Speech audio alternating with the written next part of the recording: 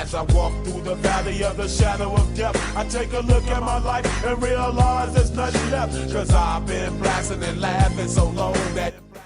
Good morning, my name is Gloria Ramirez. I'm Celeste Hurtado. And I'm Karen Faz, and this is our movie project on Dangerous Minds. In the street light. Hello, the movie we chose for our project was Dangerous Minds, and Dangerous Minds is a movie about a former Marine named Miss Johnson. And Miss Johnson decides she wants to teach, but what she doesn't know is that the classroom she's assigned is a classroom where all the lower kids who have low standards are grouped together, and she struggles with the fact having to teach these kids because these kids already have the mentality that they're not able to learn and that they can't learn. So what Miss Johnson does is she has to teach away from the curriculum. So in the beginning of the movie, we see that Miss Johnson teaches these kids karate, and she gets their attention by showing them some former karate moves that she used to learn.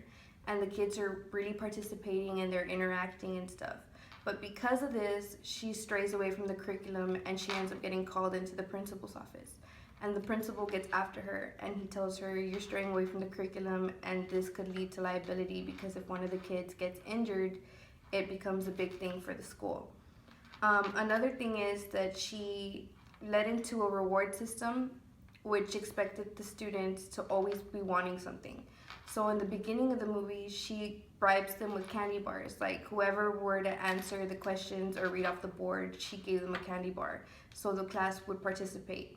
Another thing is she took them to the carnival, which was inappropriate on her part, and the principal also got after her, asking her, hey, like you can't be doing that, you didn't take any forms, and it's against school regulations.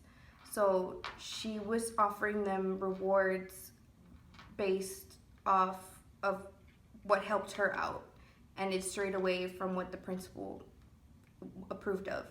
Another thing she offered them was a dinner. She gave them an assignment to do a poetry reading, and whoever won, she took them to dinner. This was inappropriate because she only got to go with one of the students, and it was just her and that one student who was a male.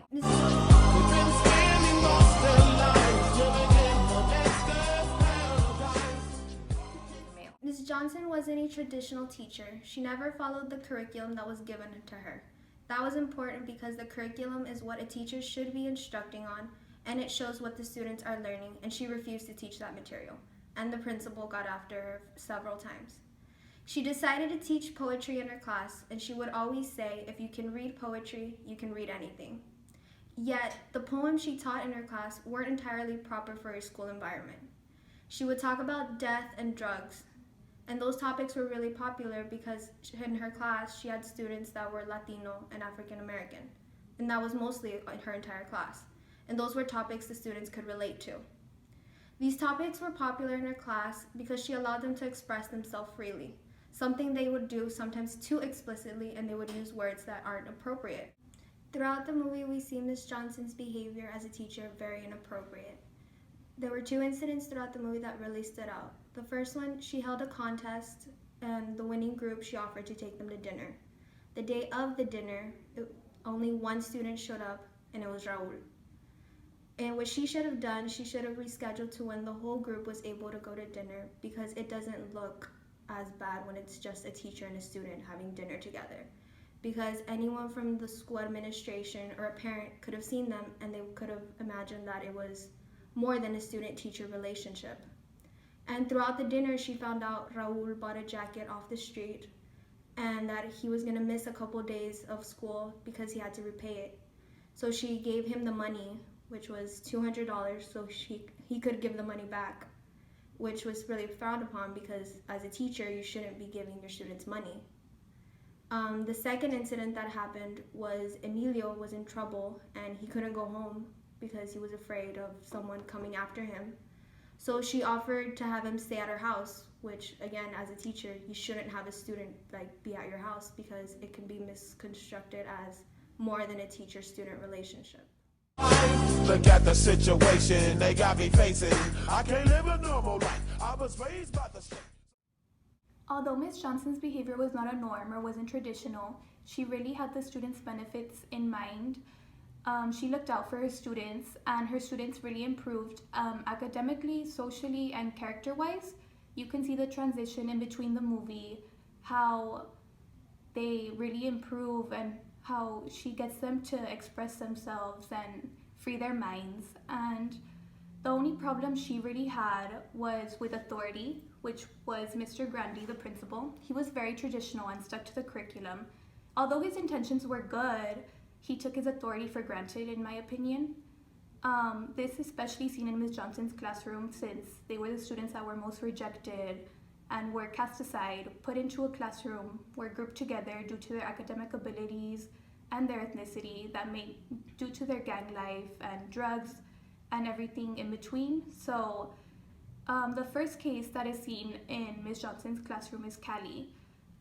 She is an African American student that got pregnant, and Mr. Grandy just sends her away. He wants her out. He wants all the problems out because he says, might as well just send her away since she's gonna drop out pretty soon.